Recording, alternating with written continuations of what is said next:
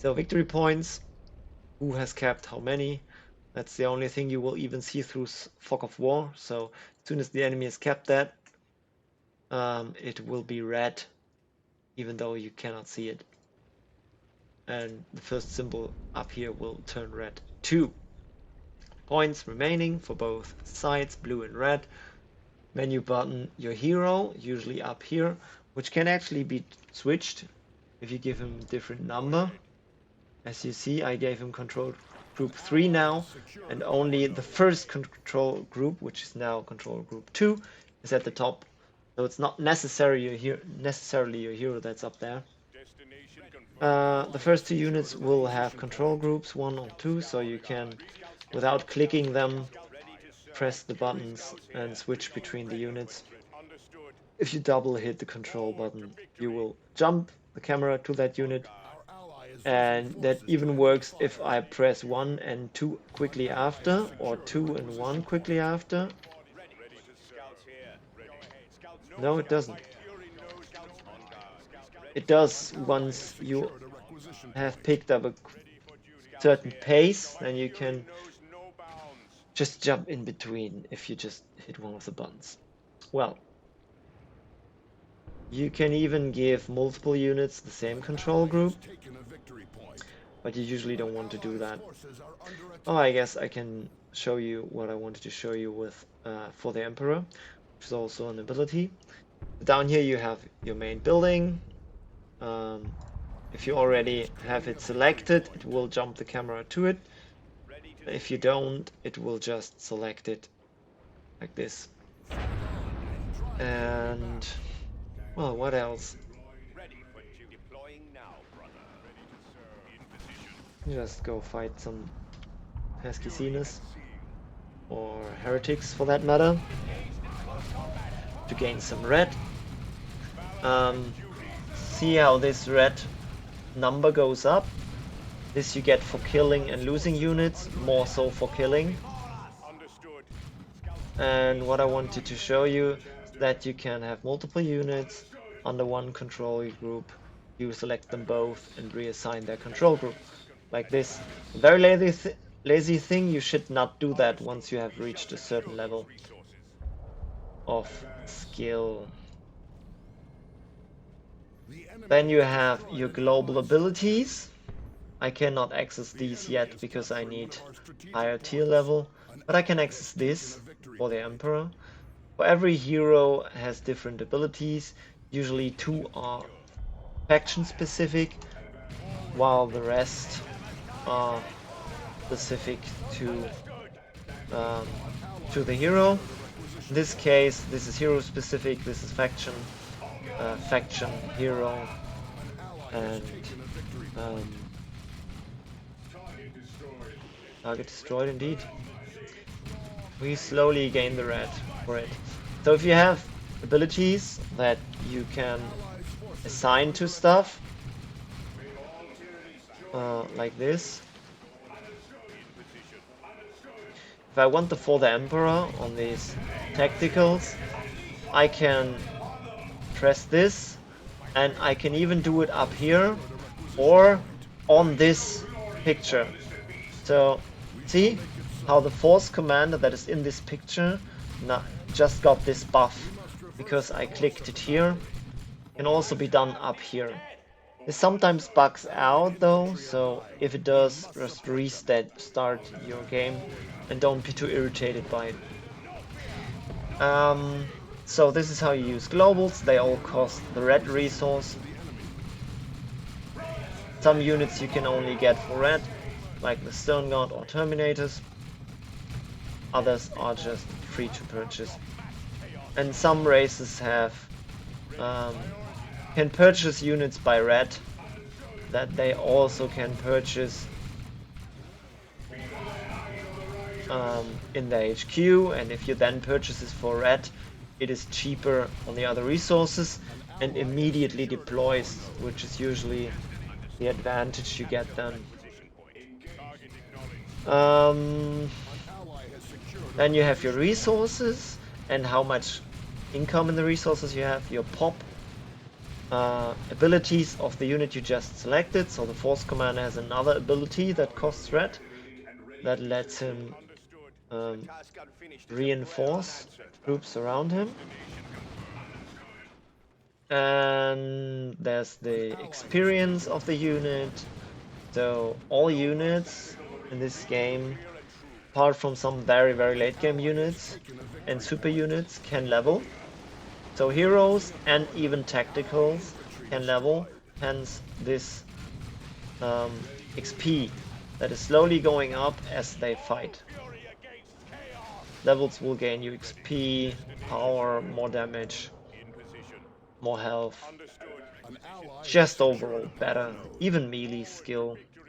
So a level 2 melee unit is so much more valuable than a level 1 because level 2 will easily handle the level 1 because the one on level 1 will not be able to use special melee attacks. Since the melee skill of the level 2 is just too big now.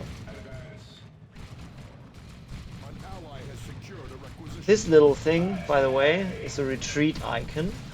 It's a special, well, status units are in. They will just go to their HQ. Nothing you can do about it. You lose control over your unit once you retreat. But they take way less range damage and some increased melee damage.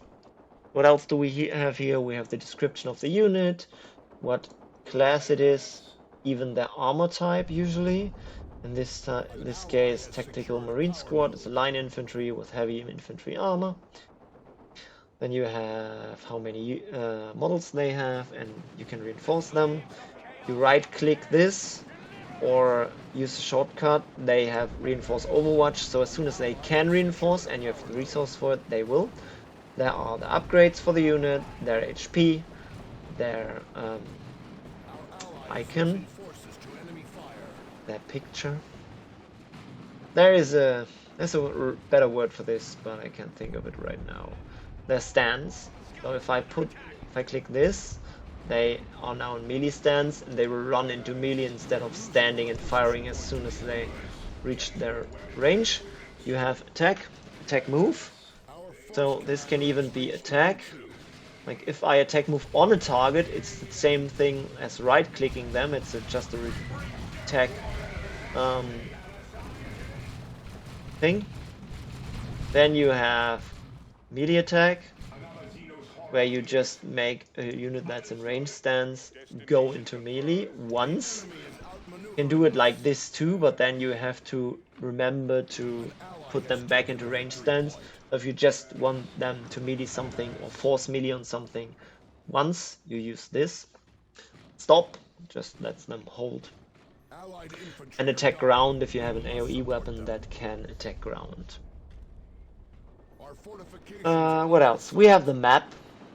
Of course, very important. You use the map a lot to move camera, to see where everything is. A rectangle on the map would be a vehicle, a square would be a building, and a dot with a cycle around it is a hero unit, and a normal dot is just an infantry unit. You can see all the all the important points, requisition power, and victory points. Of course, the power points are only a rectangle if they are noded like this. But if the node, well, sometimes you can even see the power symbol under the node, like here. But here you couldn't. Here you can't. So it's overlapping the one or the other way. And we just killed a hero, and our tacticals leveled up to level 2. Level 2. You can also see who has this unit down here. Around the map there is this ping stuff. People usually hate when you use that in a game, but it's sometimes good for communication if you have a friend in voice chat while you play and you want to tell them a location, you can do so. So this is defend ping. You get the set rally location. So this tells everyone to rally there, basically, and then an attack ping. So yeah, you have these three kinds, but in the end it's all pings, and people don't really like being told what to do. By not really like, I mean they usually fucking hate it.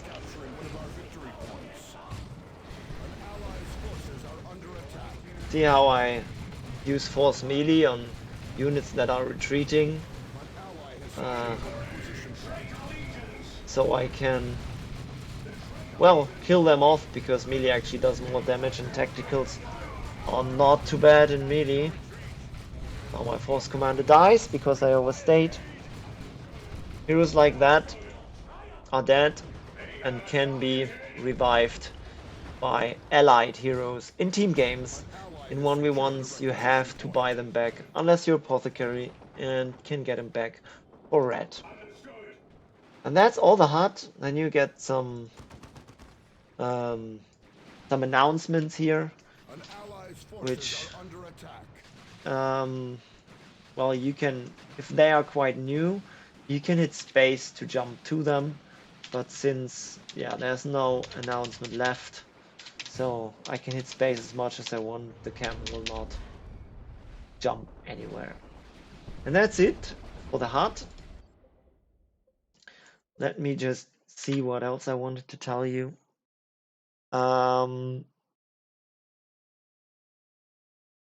I will give you now links to 2 more videos. The first one, because in the first video I briefly explained options. If I want to go deeper into, if you want to go deeper into that, Guru Skippy once made a video about those options.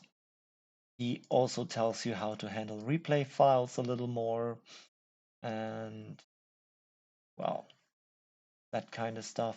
Also explains how to use borderless gaming and some other nice things around options you have in the game with the game. So there should have be a link flying in right now. And the second one, or even after the video, you will get the links.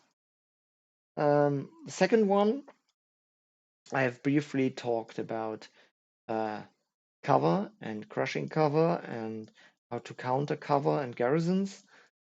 There is way more about that in a video made by Torpid, and I will link that too here.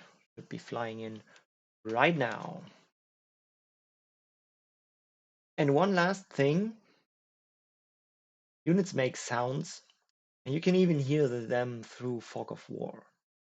So there is a possibility to know what kind of units your enemy built when you just put your camera on his base in Fog of War, and sometimes you hear them talking. If you get the part of the map where the unit's actually in, and if they get some kind of order or do something special like move into cover or something, then they will comment on that. And that sometimes helps figuring out that your enemy's build even though you have not seen any units. Especially helpful if your enemy is random, playing random. Then you can really take that to your advantage to figure out what race he is quite early. And that's it for this week's tutorial, as if I would do one every week. But now play.